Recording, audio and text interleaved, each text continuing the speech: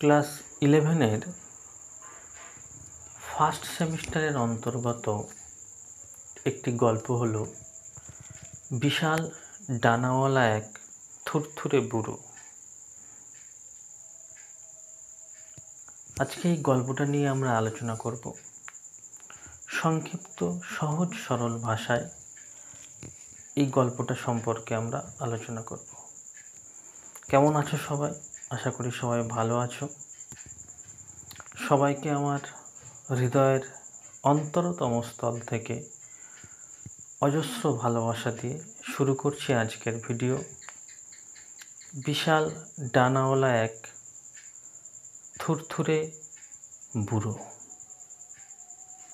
যার লেখক হলেন Gabriel Garcia Marquez. Gabriel Garcia Marquez.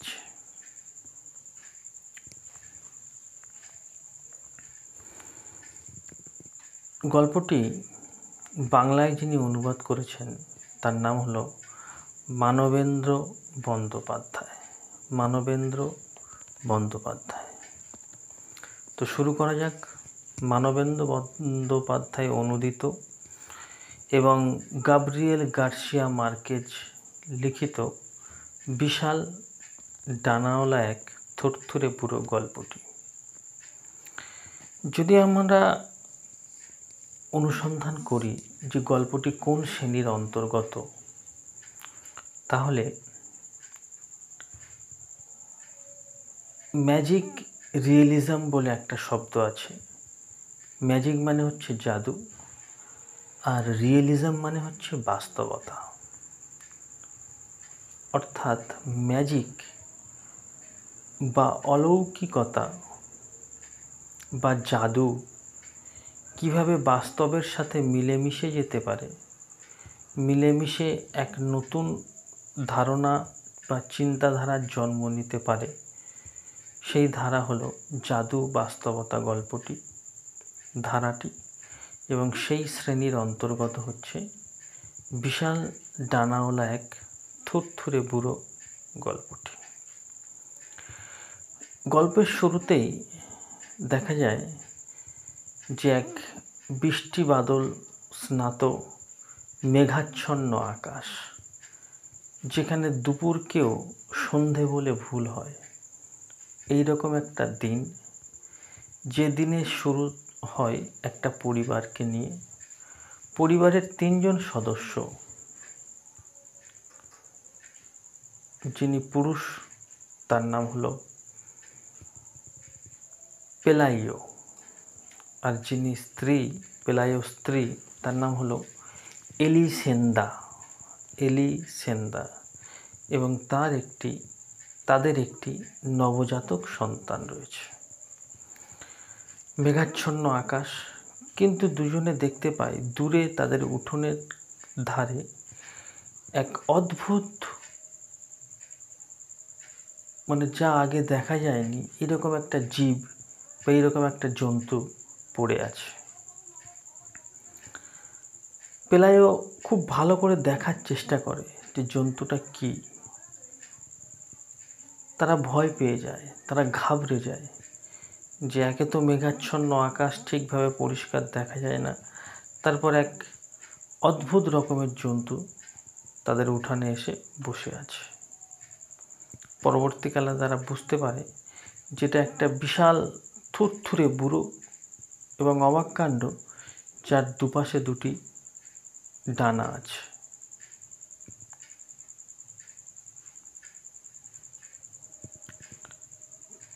পরবর্তী দিনে সকাল হয় এবং তারা আরও ভালোভাবে বুঝতে পারে যে এই জন্তুটা সম্পর্কে, যেটা একটা বিশাল ডানাওয়ালা থুরথুরে বুড়ো, যার ডানার অনেক পালক উঠে গেছে এবং বাকি পালক এমনভাবে কাদার সঙ্গে মিলেমিশে এক বিশ্রী অবস্থার সম্মুখীন হয়েছে ওই থুরথুরে বুড়োটি।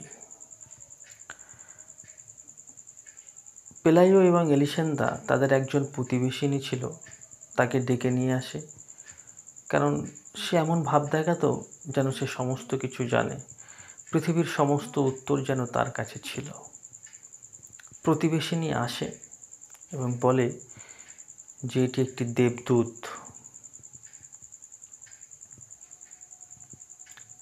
এবং এই দেবদূত কি করতে এসছে?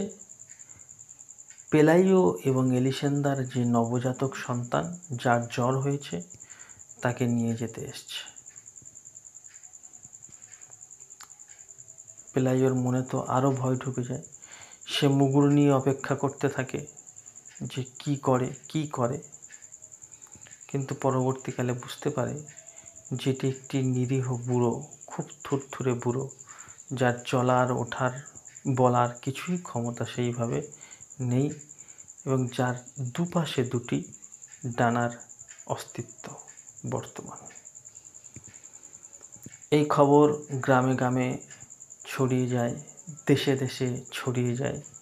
বিভিন্ন গ্রাম থেকে মানুষরা পেলাইওদের বাড়ি ভিড় করতে থাকে। প্রথম দুদিন তো খুব খারাপ অবস্থা। এলিসেন্দার ঝাড় দিতে দিতেই অনেক সময় পার হয়ে যায়। পরবর্তীকালে এলিসেন্দার মাথায় একটা বুদ্ধি খেলে যায়। কি বুদ্ধি?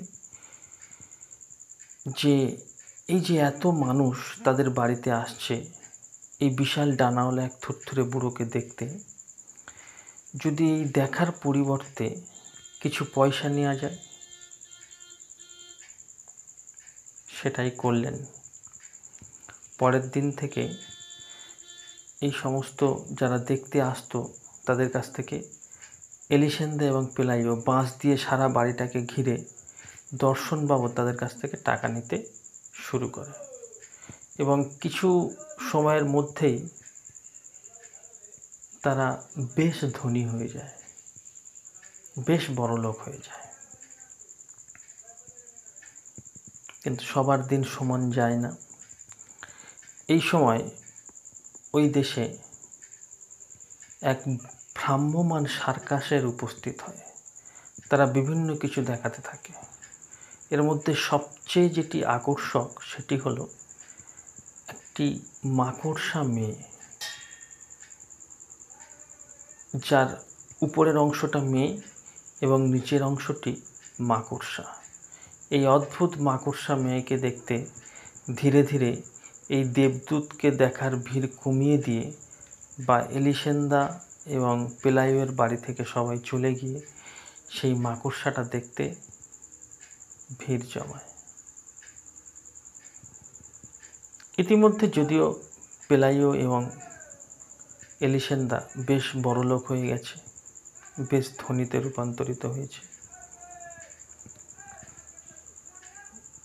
কিন্তু এই থুরথুরে বুড়ো যে বয়স্ক মানুষটি, সে যেন এতদিন এই এত মানুষের অত্যাচার থেকে একটু মুক্তি পেল। এবং গল্পের শেষাংশে আমরা দেখতে পাই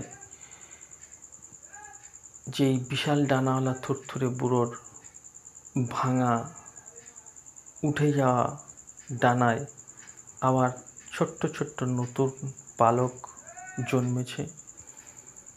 পরবর্তীকালে যে ডানার সাহায্যে এই থুরথুরে বুড়ো একদিন পেলাইও এবং এলিসেন্দার বাড়ি থেকে দূরে চলে যায়।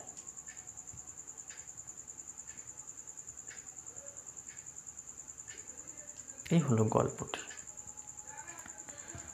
একটা সহজ সরল জাদু বাস্তবতার উপর লিখিত গল্প। আলোচ্য গল্পের লেখক ল্যাটিন আমেরিকার একজন মানুষ